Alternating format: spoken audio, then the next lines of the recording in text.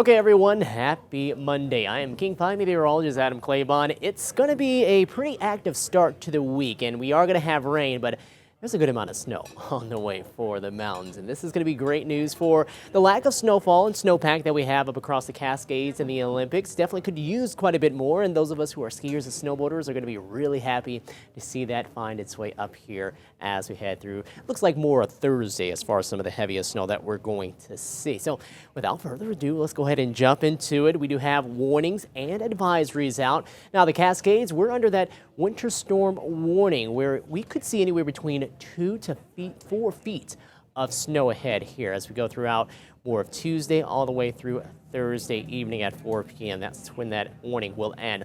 The Olympics, a little less snow for us, 1, possibly 2 feet of snow, depending exactly on where we are.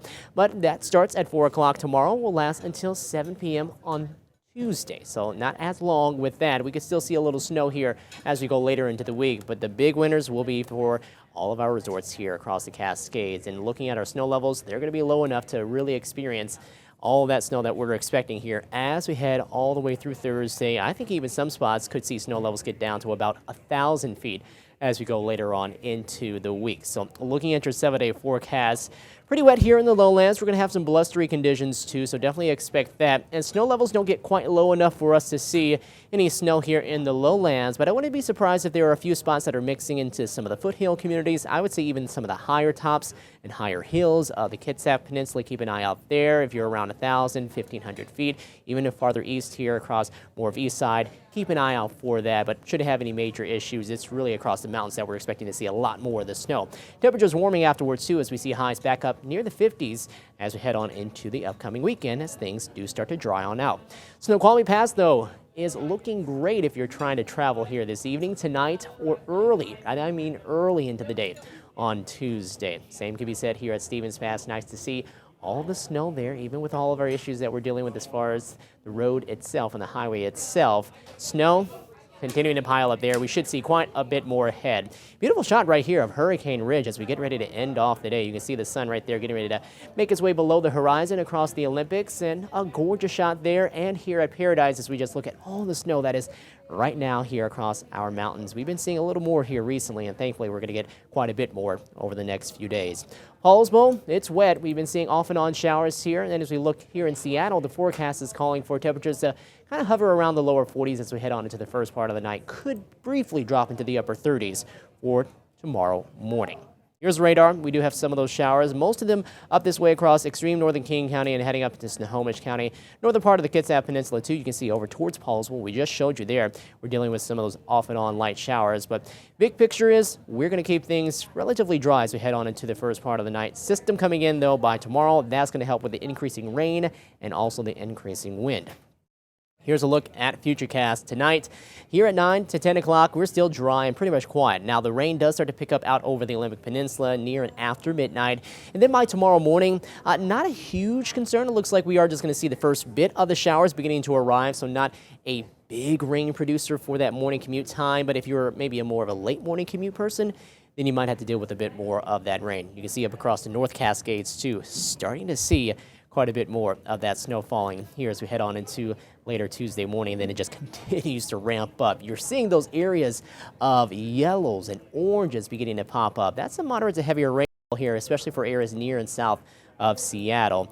Could be noticing some of that too farther to the north, but all that moisture eventually has to head up into the mountains, and when it does so, it's going to fall in the form of snow, and we're talking heavy snow at that. We already talked totals 2 to 4 feet possible here as we go through Thursday. Nice to see too that the Olympics are picking up a little more on the snow this round too as we head on into Tuesday evening, Tuesday night, and on into the day on Wednesday. Now, a lot of the widespread snow and the steadiest of the snow going to be on Tuesday. As we head on into Wednesday, you start to notice things a bit more off and on in nature, scattered in nature as far as the snow, the rainfall too. The second impulse with this second energy of low pressure comes through heading into Wednesday, late morning into the afternoon, and starts to enhance the snowfall again for the mountains and brings us another round of some steadier rain that'll come through in parts of the lowlands. That will be more so again late Wednesday morning into more the earlier part of Wednesday afternoon. And then we'll see chances continue on into Wednesday night, and then eventually into Thursday. You can see one little more piece of energy moving on through to help to bring us another shot of some rain and mountain snow. So when we're talking about snow that we're going to see and expect here, it's looking pretty impressive, right? That 2 to 4 foot range is really what a lot of us are going to see here across the mountain passes. Now, Snoqualmie Pass might see a little less depending on where exactly the moisture does concentrate. But I think, again, at least 1.5 feet is going to be a good bet for all of our resorts. 2 feet, probably a bit of a higher chance of seeing that too. But if you are across some of those higher elevated resorts here, we're talking Baker, Stevens Pass kind of helps us out, being where we could see a bit more of that convergence zone action happening for us, keeping snow there for a little while longer. And then White Pass too, also a bit on the higher side. But that all is looking to be pretty favorable for the snow to work its way on through. And then once we get past all of this, this is going to be heading on into Thursday. You can see this system is moving on out of here towards the second half of the day. Still pretty active here across the Pacific Northwest. But then on into Friday. This is early into the morning. Maybe a lingering shower or two out there, but a lot of the moisture starts to work its way farther north, and it's going to be tracking more so into BC. And at that time, we're going to have high pressure take over, and that's going to mean that we really don't see a whole lot of rain moving on through until that front will start to beat down on that ridge of high pressure and brings us a few showers as it pushes on by, heading on into Sunday. Once that pushes on through, though, you can see, relatively speaking, we're going to be quiet yet again, and temperatures will warm up a little bit under this ridge as highs start to get back up near the 50-degree mark after staying pretty chilly here in the lowlands in the low to mid-40s, where typically we should be around the upper 40s.